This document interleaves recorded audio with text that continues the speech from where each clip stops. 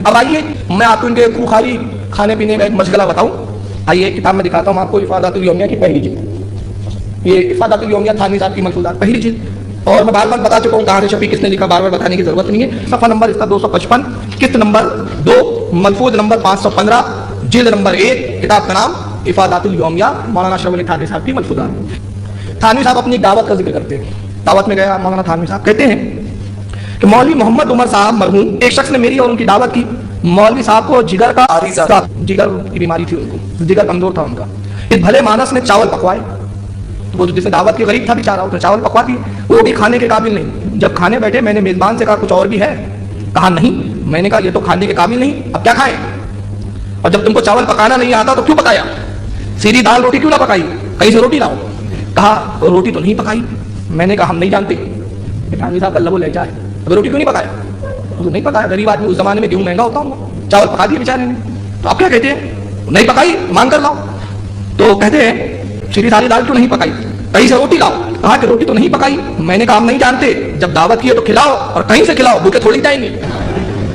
کتنی زبردستی کی دعوت ہو رہی ہے تھانوی صاحب کی, بھوکے تھوڑی جائیں گے اور کھائیں گے روٹی. کہا کہ روٹی کہاں سے لاؤں؟ اس کے بعد تھی نہیں بیچارے غریب کے پاس, کہا روٹی لاؤں کہاں سے؟ میں نے کہا گھر نہیں ہے تو محلے سے مانگ کر لاؤں. اچھے خاصے آدمی کو بھکاری بنا دیا. یہ ہے حکیم الامت. اور الزام ہے بریلوی حلوہ خور, تم کتنے روٹی خور ہو, بھیک منگ منگ کے کھاتے ہو. ہم تو اپنے پیسوں پہ پکاتے ہیں, غریبوں کو بھی کھلاتے ہیں. نیاز ہم اپنے پیسوں سے کرتے ہیں, تم سے مانگنے نہیں آتے. اور کیوں نہیں آتے؟ ہمارا امام بول چکا ہے نیاز میں بھابھی کا پیسہ نہیں چلتا. تو ہمارا اپنا خون پسینے کی کمائی, حلال کمائی ہم نیاز میں استعمال کرتے ہیں. ہمارے یہاں نیاز و نظر میں حرام کی بھی کمائی نہیں چلتی.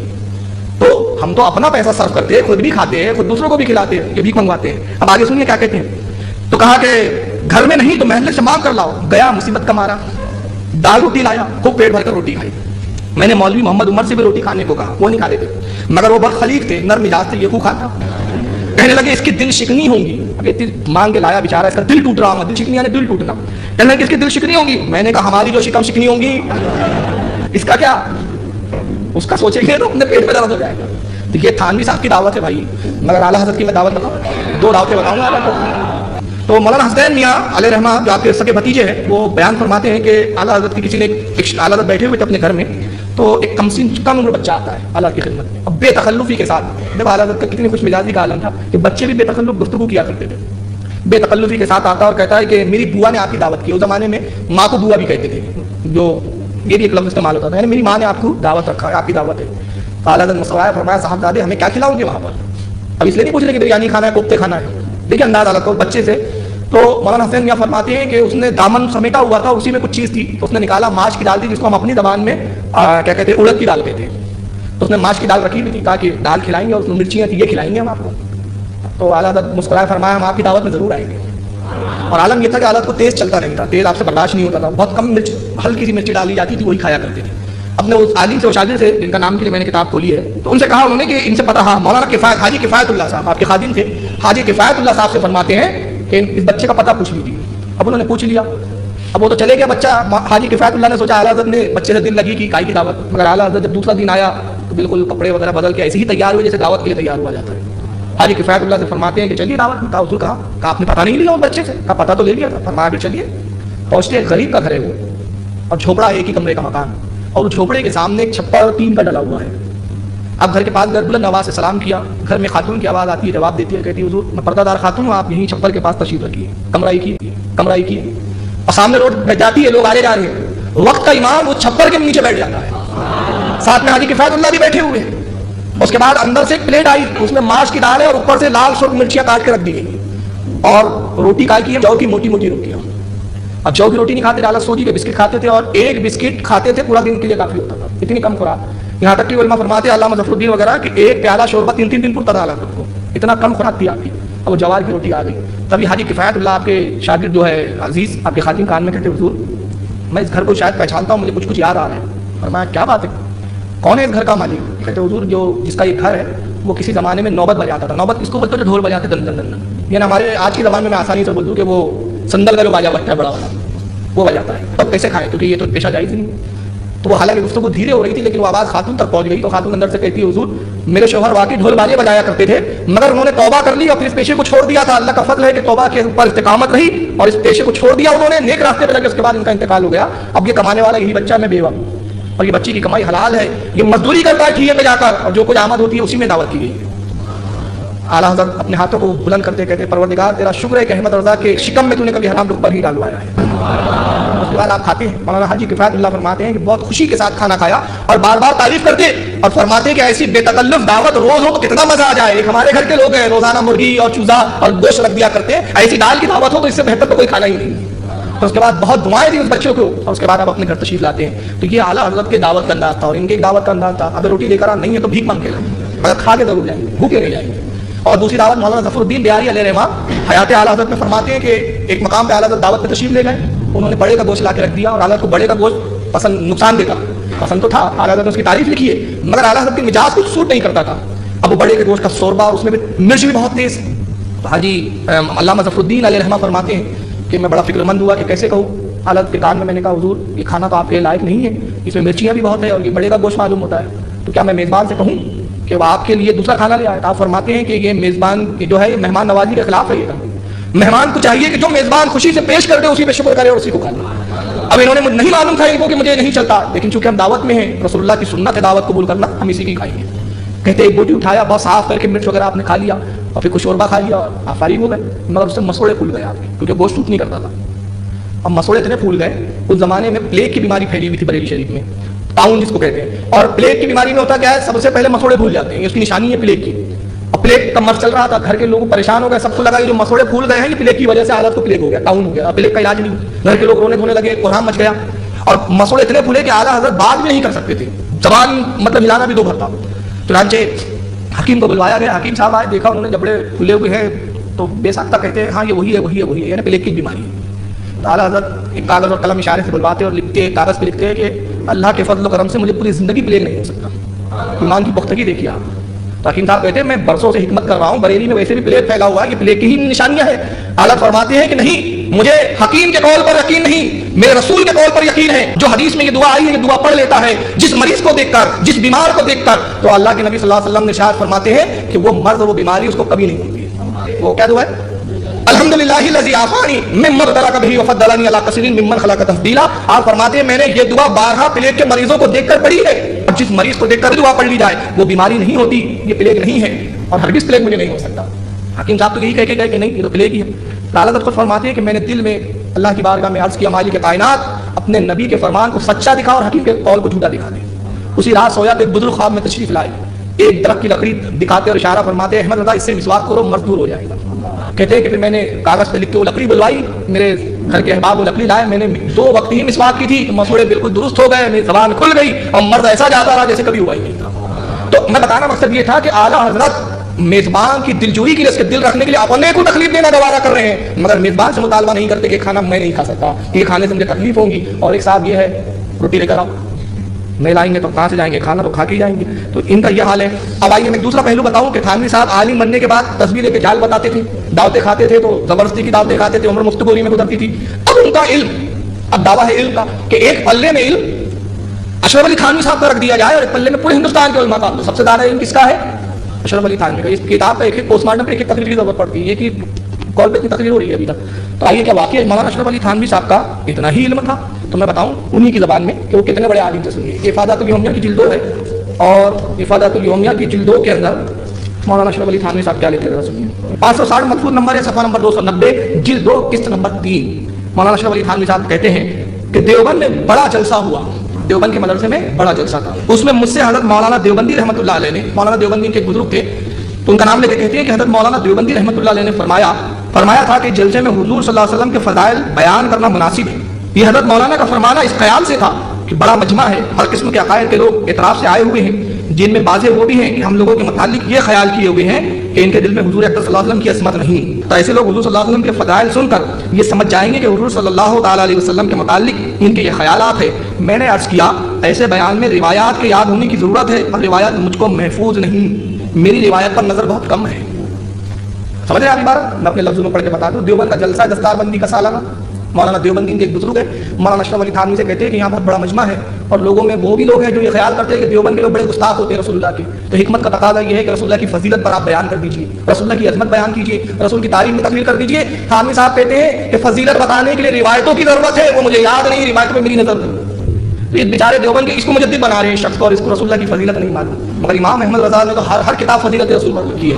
ہر کتاب امام احمد رضا کی فضیلت رسول پر ہے. سلام لکھتے ہیں تو نبی کی فضیلت میں ایک ایک جسم کے اعضاء کا ذکر فرماتے ہیں. کئی انگلیوں کی تعریف فرماتے ہیں، کئی لبوں کی تعریف فرماتے ہیں، کئی زلفوں کی تعریف فرماتے ہیں، کئی بھووں کی تعریف فرماتے ہیں، کئی آنکھوں کی تعریف فرماتے ہیں، کئی چہرے زیبا کی تعریف فرماتے ہیں، کئی قدم مبارک کی تعریف فرماتے ہیں، کئی پشت مبارک کی تعریف فرماتے ہیں، کئی شکل مبارک کی تعریف فرماتے ہیں، کئی قوام مبارک کی تعریف فرماتے ہیں، کئی ناخن مبارک کی تعریف فرماتے ہیں، کئی انگلیوں کی کرامت جو بتاتے ہیں، کئی ہتھیلیوں کی کرامت بتاتے ہیں. پورے صلوات رسول کو ایک ایک فضیلت بتا کے سلام مرتب کرتے ہیں، اور اس کے بعد کہتے ہیں مصطفیٰ جان رحمت پہ لاکھوں سلام، شمع برد ہدایت پہ لاکھوں سلام. یہ اعلیٰ حضرت شان ان کو فضیلت یاد نہیں، ان کو روایتوں میں ان کی نظر نہیں. جس بیچارے کو فضیلت نہ معلوم ہو، جس روایت بیچارے کی روایتوں پہ نظر نہ ہو، وہ مجدد میت حاضرہ ان کا، وہ حکیم الامت ہے. ارے اس کو تو مریض امت بولنا چاہیے بھائی.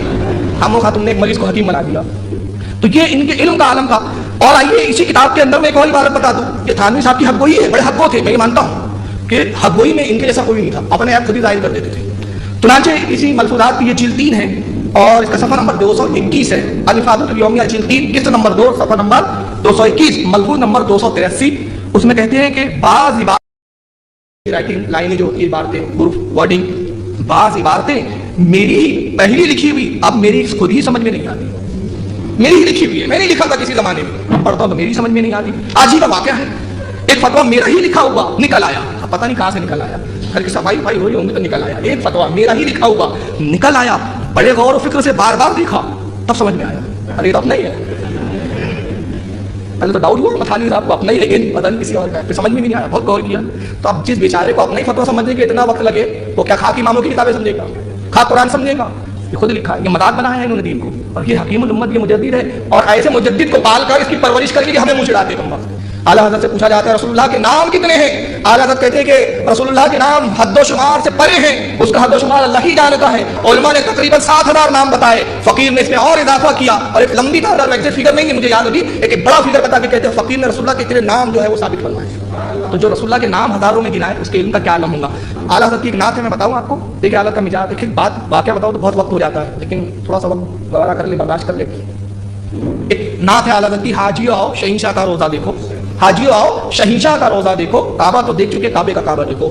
وقت کے بڑے بڑے شعراء ایک مشاعرے میں بیٹھے ہوئے اعتراض ہوتا ہے کہ لفظ شہنشاہ رسول اللہ کی شان کے لائق نہیں.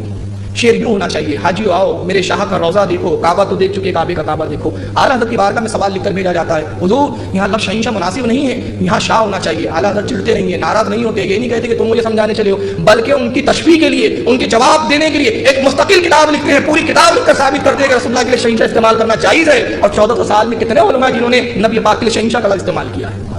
تو یہ اعلیٰ حضرت کی شان تھی. مگر آئیے دیوبند کے بزرگوں کا تھانوی کی زبانی سن لیجیے. تھانوی صاحب کی یہ افادۃ الیومیہ کی 5ویں جلد ہے.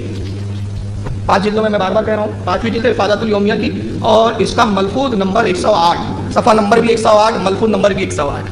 اس میں تھانوی صاحب لکھتے ہیں، اپنے بزرگ کا واقعہ سنا رہے ہیں. کہتے ہیں کہ رامپور میں حضرت مولانا گنگوہی نے، مولانا رشید احمد گنگوہی نے، جو اشرف علی تھانوی صاحب کے استاد بھی تھے، رامپور میں حضرت مولانا گنگوہی نے ایک واقعے میں طلاق کے متعلق کوئی فتویٰ دیا. طلاق کے معاملے میں گنگوہی صاحب نے فتویٰ دے دیا تھا. کسی عورت نے قرآن شریف کا ترجمہ پڑھ کر اس کے خلاف یہ فتویٰ دے دیا کہ قرآن میں یہ لکھا ہے. کسی عورت نے سوال لکھا کہ قرآن میں تو یہ لکھا ہے اور آپ کا فتویٰ قرآن کے فتوے کے خلاف ہے، تو ہونا کیا چاہیے تھا؟ آپ بتائیے کیا ہونا چاہیے تھا؟ اس کو سمجھاتے، اگر وہ صحیح تھی تو آپ رجوع کرتے، اور اگر اس نے غلط سمجھا تو آپ اس کو سمجھاتے. مگر آئیے دیوبند کے بزرگ کیسے سمجھاتے ہیں. کہتے ہیں کہ حکیم ضیاء الدین صاحب رحمۃ اللہ تعالیٰ علیہ، رحمۃ اللہ علیہ بھی ہے، حکیم ضیاء الدین صاحب رحمۃ اللہ تعالیٰ علیہ سے کسی نے بیان کیا، فرمایا وہ کیا جانے مسئلہ چڈو کہیں کی. یہ لینگویج ہے ان کی بھائی، یہ دیوبند کی فصیح اردو ہے، بلاغت سے بھری ہوئی. کہتے ہیں وہ کیا جانے مسئلہ چڈو کہیں کی، کہہ دو اس سے اگر زبان راضی کریں گی تو ناک چوٹی کاٹ کے رکھ دی. یہ ہے دیوبند کے بزرگ اور یہ ہے مجدد میت حاضرہ کے. اب پوری کتابیں یار بھری ہوئی ہے خرافات سے. آخر میں ایک بات بتا دوں کہ یہ چھچورے بھی نمبر 1 کے تھے، اور اگر چھچورا پن بتاؤں ان کا تو اس کے لیے میں سمجھتا ہوں 10 مجلسیں چاہیے مجھے، 10. اور آپ اتنا وقت نہیں دے پائیں گے اور میں اتنا 10 مجلسوں میں بول بول کے بھی تھک جاؤں گا، اس سے نہیں ختم ہوں گے. مگر میں 2-4 قصے سنا دیتا ہوں کہ کتاب ہے. کتاب کا نام ہے مولانا اشرف علی تھانوی کے پسندیدہ واقعات. مولانا تھانوی کے پسندیدہ واقعات. اس میں ایک واقعہ کیا لکھتے ہیں، تھانوی صاحب کے چھچورے واقعات ہیں. کہتے ہیں ایک مرید نے خواب دیکھا، پیر صاحب کے پاس آیا اور کہا کہ حضور میں نے کل خواب دیکھا. پیر صاحب سے کہا تو پیر صاحب کہتے کیا خواب دیکھا؟ کہ مرید کہتا کہ حضور میں نے کل خواب یہ دیکھا کہ آپ کی انگلیوں میں شہد لگا ہوا ہے اور میری انگلیوں میں گو لگا ہوا ہے، غلاظت لگی ہوئی ہے. پیر صاحب نے کہا بھائی سنا ہے، ہماری انگلیوں میں شہد نہیں ہوگا تو کیا ہوگا؟ کہا حضور آپ نے بھی پورا خواب نہیں سنا. اس کے بعد خواب یہ ہے، اب آپ سمجھ گئے، یہ تھانوی صاحب نے بیان کیا. تھانوی صاحب کی پوری لطیفے کی کتاب بن سکتی ہے. اس کا نام رکھا جا سکتا ہے تھانوی جوکس، تھانوی کے جوکس. کہتے کہ پھر میں نے حضور آپ نے پورا خواب نہیں ہوا یہ کہ آپ میری انگلی چاٹ لیتے ہیں، آپ کی انگلی چاٹ. اب میرے کی سمجھ میں نہیں آیا کہ وقت کا مجدد یہ چھچوری حکایت بتا کے بتانا کیا چاہ رہا ہے. بھائی کوئی مقصد ہو. اللہ کے نبی کی حدیث ہے، اللہ کے نبی فرماتے ہیں کہ مومن چھچورا نہیں ہو سکتا، فیض گو نہیں ہوتا. یہ فیض گوئی کر کے بتانا کیا چاہ رہے ہیں. مسجد نبوی میں اللہ کے نبی تشریف لاتے ہیں، صحابہ کرام ہنس رہے ہیں کسی بات پر، کسی بات پہ کہہ لگا رہے ہیں. نبی پاک ناراض ہوئے، ارشاد فرمایا اے لوگوں تم ہنستے ہو دنیا میں جبکہ موت تمہارے تعاقب میں ہے. جس کے تعاقب میں موت ہو اس کو ہنسی سے کیا کام. موت کے بعد جو چیز تمہیں پیش آنی ہے اگر اس کی تمہیں خبر ہو جائے تو تم دنیا میں ہنسنا چھوڑ دو. اور ابھی کہتے ہیں کہ وہ صحابہ کرام کا عالم یہ ہو گیا کہ آخرت کے خوف سے ہمیشہ خوف زدہ لرزہ پر اندام رہتے اور پھر انتقال تک کسی نے ان کو ہنستے ہوئے نہیں دیکھا. تو یہ اسلام کی تعلیم نہیں مگر یہ حکیم الامت چھچورے امت یہ حسد کے جوک سنا دیتے. جو اور دیکھیں کتنا بیہودہ سنایا. اسی کتاب بہت فیوریٹ ہے ان کی کہانیاں تھی. اس میں کہتے ہیں تیلن تھی، بھیا تیلی ہو تو معاف کریں، تھانوی صاحب نے لکھا میں نے نہیں لکھا. تیلن، تیلی کی بیوی کو تیلن کہتے ہیں، تیلی جو سماج ہے ہمارے. کہتے ہیں تیلن تھی. اور تیلیوں کیا ایک رواج ہے کہ دلہن کئی کئی دن بات نہیں کرتی. اب ہے نہیں پتہ نہیں، اس وقت تو یہی تھا. کئی کئی مہینے گھونگھٹوں میں رہتی تھی، گفتگو نہیں کرتی تھی، یہ برا مانا جاتا تھا اس وقت. تو تھانوی صاحب کہتے ہیں کہ ایک تیلن تھی، نئی نئی شادی ہوئی، بات نہیں کرتی تھی. شوہر چلا گیا کسی جگہ تو اس کے شوہر کی غیر حاضری میں کچھ لوگ آئے اور اس سے پوچھا کہ تیلن تیرا شوہر کہاں ہے. اب بولے تو گستاخی. اب دیکھیے بولنا گستاخی تھا تھانوی صاحب کے نزدیک، اس کے بعد کی حرکت گستاخی نہیں. تو تھانوی صاحب کہتے ہیں کہ اس نے یہ بتانے کے لیے کہ میرا شوہر کہاں گیا اپنا لہنگا اٹھایا اور وہیں پیشاب کر دیا. اور اس کے بعد وہ پیشاب کو اگال کے جاتی ہے اور گویا بتا رہی ہے دریا پار گیا ہے. یہ تھانوی صاحب کا مزاج ہے. یہ ہماری کہانیاں نہیں ہے بھائی، یہ تھانوی کے قصے ہیں. تھانوی صاحب نے لکھا ہے. اندازہ لگائیے کہ سارے دن میں خوابوں میں ان کو لہنگے منہ پیشاب گو گوبر یہی نظر آتا تھا. اور ایک واقعہ سنا دیں ان کا آخری بس. یہ کس میں نے کہا نا کہ اگر یہ قصے تھانوی نے بیان کیا کہ کتابوں کے حوالے سے بتاتا جاؤں تو 10 مجلس سے کم ہے میرے لیے. بہت پڑھا ان کا میں نے. ایک آخری سنا دیتا ہوں. کہتے ہیں کہ ابھی بتانا کیا چاہ رہے ہیں کہ کچھ لوگ علماء پہ اعتراض کرتے اپنے آپ کو نہیں دیکھتے. اس بات کو سمجھانے کے لیے تھانوی صاحب کے پاس کوئی حدیث نہیں ہے، فضیلت علماء پہ کوئی روایت نہیں ہے. اس کو کیسے سمجھاتے ہیں تھانوی صاحب؟ سنیے. تھانوی صاحب کی گندی ذہنیت کا نتیجہ ہے. چنانچہ اسی کتاب میرے چند پسندیدہ واقعہ صفحہ نمبر 248 پر وہ لکھتے ہیں کہ عید کا چاند دکھا تو ایک عورت اپنے بچے کو پاخانہ کروا رہی تھی. تو کہتی ہے کہ انگلی پہ بو لگا ہوا تھا. تو عورتوں کی عادت ہوتی ہے کہ جب کچھ چیز حیرت سے دیکھتی ہے بات کرتی تو انگلی ناک پہ رکھ لیتی ہے. ہوتا ہے نا عورتوں کو دیکھا ہوں. تو اس نے انگلی ناک پہ رکھ لی. کہا کوئی اس سال چاند جو بڑا بدبودار نکلا ہے. تھانوی صاحب کہتے ہیں بدبو چاند میں نہیں تھی، بدبو تو اس کی اپنی انگلی میں تھی. تو اسی طرح کچھ لوگ علماء پہ اعتراض کرتے اپنے آپ کو نہیں دیکھتے کہ سمجھانے کے لیے ان کو بو گوبر والی شکایت ہوئی. ان کا معاملہ کیا تھا؟ چرکین کر کے شاعر تھے، نام سنا ہوگا آپ نے چرکین. وہ صرف بو گوبر کی بات کرتے تھے. تھانوی صاحب کا بڑا گہرا تعلق رکھتا ہے. مجھے کبھی کبھی ڈاؤٹ ہوتا ہے کہ چرکینی کا نام تھانوی تو نہیں تھا. ہو سکتا ہے صاحب واللہ جانے. ان کو ہمیشہ بو گوبر کی اب وہ وقت نہیں ہے. تو بہرحال عرض یہ کر رہا ہوں کہ تھانوی صاحب کا عالم یہ تھا کہ گندے فحش علم سے کورے چھچورے انسان کا نام مولانا اشرف علی تھانوی ہے. اور ایسے شخص کو انہوں نے مجدد بنایا. اب میں آخر میں اعلیٰ حضرت کی شان انہی کے گھر کی کتاب سے بتا دوں. میں اپنے گھر کی کتاب نہیں پیش کر رہا ہوں. اس کتاب کا لکھنے والے ہیں مولانا کوثر نیازی صاحب. یہ جماعت اسلامی کے تھے. مولانا ادریس کاندھیلوی دیوبند کے عالم سے بھی انہوں نے پڑھا. اور ان کا ذکر انشاءاللہ میں کل ان کے کچھ حوالے بتاؤں گا رضا اکیڈمی کے جلسے میں کہ مولانا کوثر نیازی کون ہے. صرف ایک تعارف بتا دوں. کوثر نیازی جماعت اسلامی کے تھے، ہمارے مکتب ویڈیو کے نہیں. انہوں نے اتنی کتابیں پڑھی اور اتنی کتابیں لکھی کہ کہتے ہیں کہ زندگی میں نے جتنی روٹیاں نہیں کھائی اتنی کتابیں پڑھی ہیں. کوثر نیازی صاحب تھے. اعلیٰ حضرت کی شان اور اعلیٰ کی عظمت پر انہوں نے پوری مستقل کتاب لکھی. ان کے مقالے کیسٹوں میں بھی ریکارڈ ہے، آڈیو میں ان کا بیان بھی ریکارڈ ہے جو اعلیٰ حضرت کی تعریف میں کوثر نیازی نے کہا. اب یہ انتقال ہو چکا ہے. پاکستان میں وزیر تعلیم بھی رہ چکے ہیں. وزیر تعلیم نشر و اشاعت اس کے لیے وزیر رہے ہیں بہت بڑے عہدے پر. ان کا نام انہوں نے کی کتاب ہے امام احمد رضا. کتاب کا نام یہ ہے. المجموع المصباحی سے کتاب چھپی ہے کوثر نیازی صاحب کی. اس کتاب پہ صفحہ نمبر 20 پر وہ اپنے گھر کی بات لکھے کیا لکھتے ہیں. یہ ہے ہمارے امام کی شان. انہی کے گھر سے بات کر رہا ہوں. کہتے ہیں کہ میں نے صحیح بخاری کا درس، مولانا کوثر نیازی اپنے بارے میں کہہ رہے ہیں کہ میں نے صحیح بخاری کا درس مشہور دیوبندی عالم شیخ الحدیث حضرت مولانا محمد ادریس کاندھیلوی مرحوم مغفور سے کیا ہے.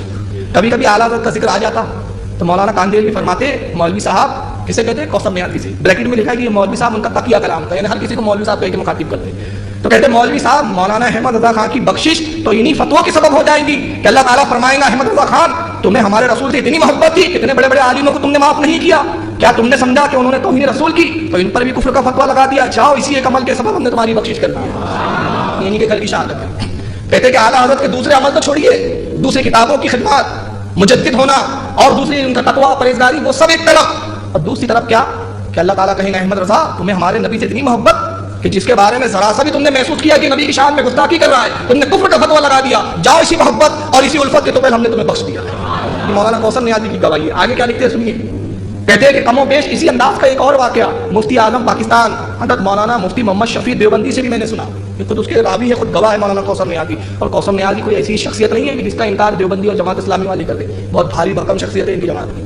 اور آخری تک وہی رہے اور جماعت اسلامی کا ہی نظریہ رہا. چھوڑ دی تھی آخری وقت میں جماعت اسلامی, لیکن نظریہ وہی رہا, سنی بریلوی نہیں ہوئی, مگر یہ ان کا بیان ہے. آگے لکھتے ہیں دوسرے پیراگراف میں کہ جب حضرت مولانا احمد رضا خان صاحب کی وفات ہوئی, اعلیٰ حضرت کا وصال ہوا, تو حضرت مولانا اشرف علی تھانوی کو کسی نے آ کر اطلاع کی.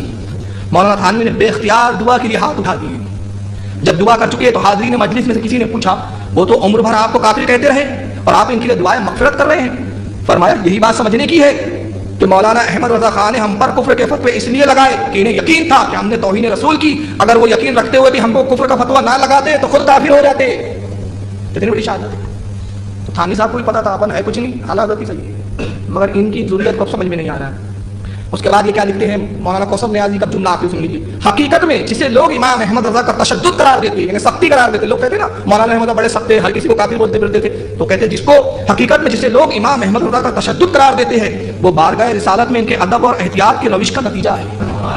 محبت کا تقاضا ہے رسول کی بارگاہ میں, احتیاط کی روش, احتیاط کی اس میں عادت کی. شاعر نے شاعری نہیں کی, شریعت کی ترجمانی کی ہے. جب یہ کہا کہ تب گائے ہست زیر آسماں از عرش نازک کر نفس گم کردہ می آیا جنید و با یزید ایجا. اور میرا اپنا ایک شعر ہے, قسم نیازی کہتے ہیں میرا اپنا ایک شعر ہے, لے ساز بھی آہستہ کے دربار نبی ہے, خطرہ ہے یہاں بہت سخت بے ادبی کا. تو کہتے ہیں کہ اعلیٰ حضرت نے جو کچھ کہا وہ عشق رسول کی بنا پہ کہا. تو ان کے گھر کی اپنی شہادت یہ بتا رہی ہے کہ اعلیٰ حضرت کی شہادت وہ تھی کہ اگر انہوں نے کسی کو کافر بھی کہا تو عشق رسول کی بنا پر کہا ہے بقول ان کے.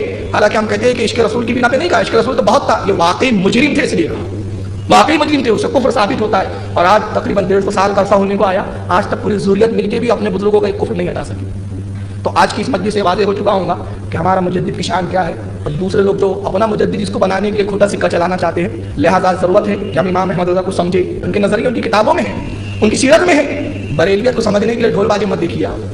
لوگ بریلیت کو بدنام کرنے کے لیے, اہل سنت کو بدنام کرنے کے لیے کہتے دیکھو یہ اہل سنت ڈھول بجاتے ہیں, یہ اہل سنت فلاں خرافاتیں کرتے ہیں. میں گزارش کروں گا کہ اعلیٰ حضرت کی تعلیمات نہیں ہیں, آپ خرافاتوں سے بچیے, اعلیٰ حضرت کی تعلیمات پر عمل کیجیے تاکہ غیروں کو بھی کہنے کا موقع نہ ملے. اعلیٰ حضرت نے کبھی ڈھول بازی کی اجازت نہیں دی, اعلیٰ حضرت نے کبھی عورتوں کے مزارات پہ عورتوں کو جانے اور ہجوم کرنے کی اجازت نہیں دی, اعلیٰ حضرت نے کبھی میلے اور ٹھیلے بسانے کی اجازت نہیں دی, اعلیٰ حضرت نے کبھی ناچنے اور قوالیاں سننے کی اجازت نہیں دی. یہ سب اعلیٰ حضرت کے نزدیک ناجائز و حرام تھا. اعلیٰ حضرت ہمیشہ اس کی مخالفت فرماتے رہے. یہ ہرگز اہل سنت کا مذہب نہیں ہے, یہ ہرگز اعلیٰ حضرت کی تعلیم نہیں ہے. در حقیقت جو خرافاتوں کو لاتے ہیں وہ اعلیٰ حضرت کی کتابوں کے دلیل کے جواب نہیں دے پاتے, اس لیے ہماری خرافاتوں کو پیش کرتے ہیں.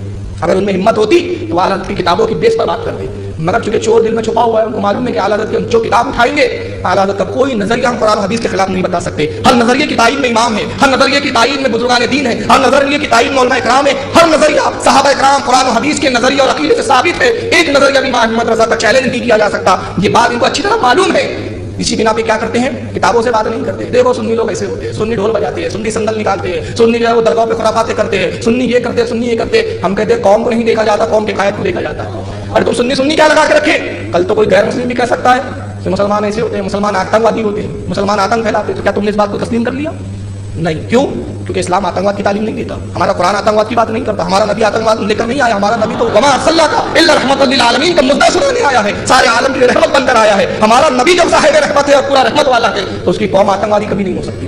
کیونکہ جو بدنام کرتے ہیں یہ وہ کرتے ہیں جن کے دلوں میں چور ہوتا ہے.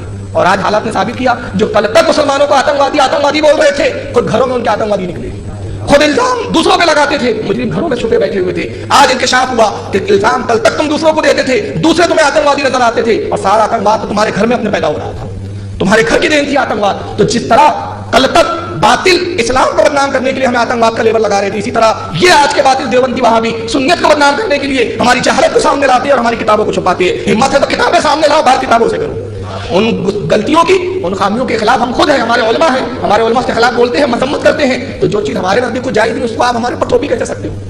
لہٰذا مسلک اعلیٰ حضرت تعلیم قرآن حدیث کا نام ہے. میں مسلک اعلیٰ حضرت کو ایک لفظ میں کہہ کر یہاں اختتام کروں گا کہ مسلک اعلیٰ حضرت کیا ہے. مسلک کے معنی راستہ ہوتے ہیں, مسلک کے معنی راہ گزر ہوتے ہیں. مسلک اعلیٰ حضرت کا مسلک کیا ہے؟ اعلیٰ حضرت کا مسلک قرآن عظیم میں ہے, اعلیٰ حضرت کا مسلک حدیث رسول میں ہے.